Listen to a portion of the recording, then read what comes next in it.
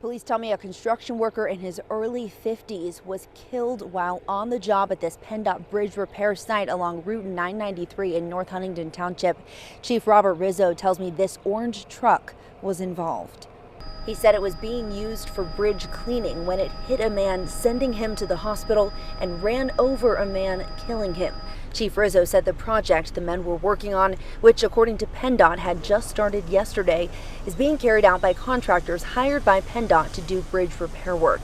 In a release about the project, PennDOT said it's part of a $3.1 million effort to extend the life of 6 bridges across Westmoreland and Washington counties, and that release listed Gulisek Construction as a contractor involved. We looked into Gulisek Construction's safety record and found no fatal or injury crashes in the last 2 years and no OSHA investigations in the company in the last 5 years. We know North Huntingdon Police, with the assistance of state police, are investigating, as well as OSHA conducting their own separate investigation. We will continue to follow this story and bring you any updates as soon as we get them. Covering Westmoreland County in North Huntingdon Township, Kaylee Gunderson, Pittsburgh's Action News 4.